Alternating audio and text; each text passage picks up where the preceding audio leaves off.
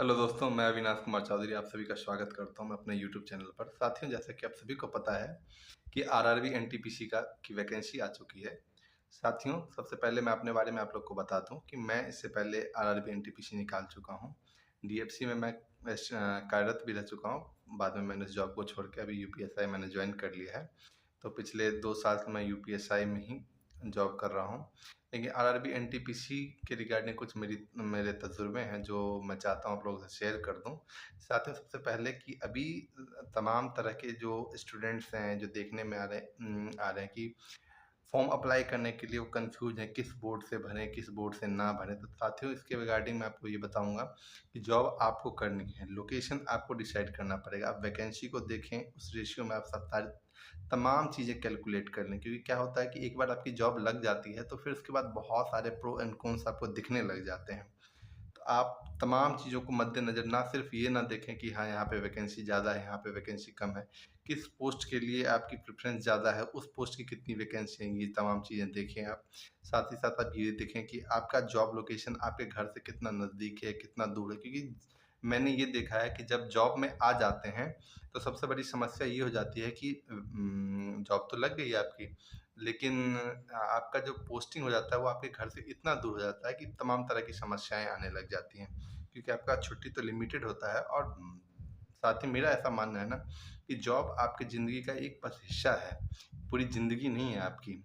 तमाम अगर मान लीजिए आपकी जॉब लग गई, लेकिन तमाम तरह की समस्याएँ आप फैमिली के साथ कोऑपरेट नहीं कर पा रहे हो या तो बहुत तरह की समस्याएँ हो जाती है, अगर वो नहीं कर पा रहे हो, तो फिर क्या होता है कि आगे जॉब करने में मज़ा नहीं आता। तो इन सब चीज़ों को मद्देनज़र रखते हुए आप फॉर्म फिल अप करें। साथ ही साथ ये रहा कि आप प्रेफ़रेंस जब भी डालें, किस पोस्ट के लिए आप ऑप्ट कर रहे हैं, उसको भी बहुत सोच समझ के आप डिसाइड करें। पता चलता है कि चले गए, अरे यार ये डाल दिया होता तो ये बेटर था, ये मिल जाता, मेरे नंबर भी थे, ये मिल जाता।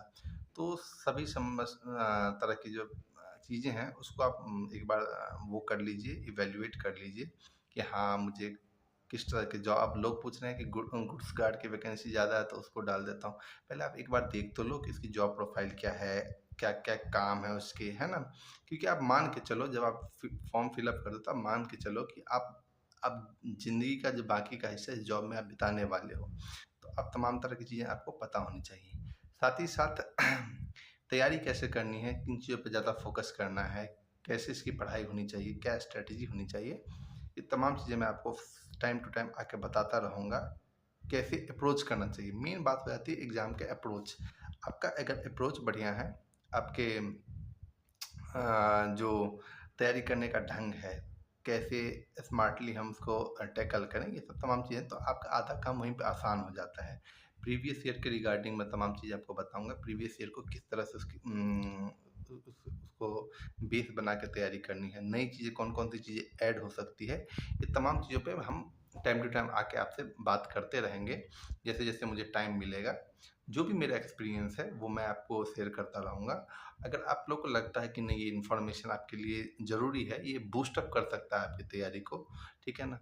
तो आप इस चैनल को सब्सक्राइब कर लीजिएगा।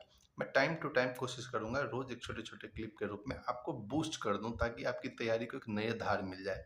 क्या होता है कि रेलवे की जनरली जो वैकेंसी होती है लंबे टाइम तक चलती है, तो आपकी जोश-जोश में आपकी तैयारी तो बहुत तेज़ी से आप स्टार्ट करते हो, बीच में स्लो हो जाता है और वही स्लो चीज़ें जो होती है ना, बाद में जाके बहुत खल जाता है कि यार 1-2 नंबर से रह गया, 2-4 नंबर से रह गया, ये टॉपिक नहीं कवर हो पाया। तमाम चीज़ें जो है वो मैं आपको टाइम टू टाइम आपको बताता रहूँगा। तो आप सभी साथियों से ये वीडियो शेयर करेंगे जिनको भी ये लगता है, ठीक है ना? कुछ पुराने वीडियोज़ भी पड़े होंगे जो पिछले वैकेंसी के टाइम में मैंने डाला हुआ था, तो वो तमाम चीज़ें आप देख लेंगे तो कुछ-कुछ टॉपिक्स आपको मिल जाएँगे, है ना? कि कौन से टॉपिक पे ज़्यादा फ़ोकस करना है, रेलवे किन-किन चीज़ों पे ध्यान रखते हैं। रेल देखिए, हर एक जॉब जो है ना एक डिमांड करता है कि हमें क्या-क्या चाहिए, समझ रहे हैं? तो इस हिसाब से फ्रेमिंग की जाती है। बाकी जॉब से रेलवे की जॉब कैसे अलग है, बहुत सारी चीज़ें हैं जिसपे मैं आपको आके टाइम टू टाइम बताता रहूँगा। इसके लिए ज़रूरी है कि आप इस चैनल को सब्सक्राइब करेंगे।